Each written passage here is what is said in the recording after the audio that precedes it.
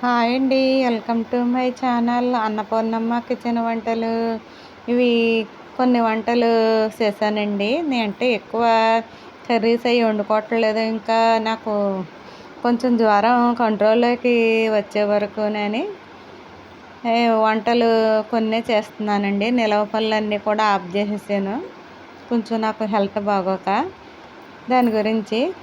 ఇదైతే ఏమో అండి రైసు చేశాక కొంచెం కొద్దిగానే కొత్తిమీర పచ్చడి చేశాను.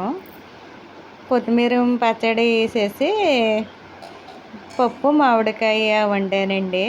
కొత్తిమీర పచ్చడి చేసి పప్పు మామిడికాయన ఇది పప్పు మామిడికాయలను నేను మామిడి టెంకాయ వేసేసి వండేస్తానండి. పుల్ల పుల్లగా బాగుంటుంది పప్పు మామిడికాయ.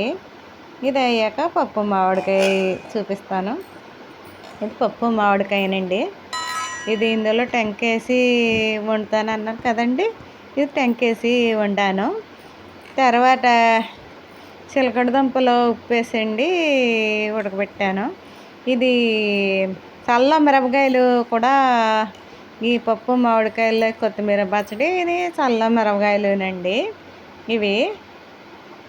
ఇది తర్వాత వచ్చి పెరుగండి. ఈ చల్ల మిరపకాయలు తర్వాత చూపిస్తాను. చల్ల మిరపకాయల తర్వాత పెరుగు, అరటిపళ్ళు. ఇంతే అండి ఈరోజు వంటలు అయితే మా ఇంట్లోను.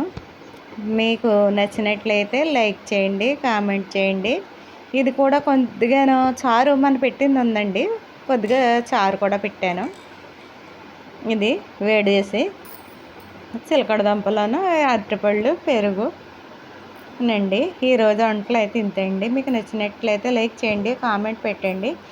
కమలశ్రీ చేసిన వంటలు ఎలాగున్నాయో చెప్పండి. వంటలు చాలామంది చూస్తున్నారండి, బాగున్నాయి అంటున్నారు. ఇంకా నేను విడిగా వంటలు చేసి పెడదాం అనుకుంటున్నానండి. అన్నాను కొంచెం ఆరోగ్యం కుదుట పడ్డాక అప్పుడు చేసి చూపిస్తానండి. రెడీ అండి మా ఇంట్లో వంటలు.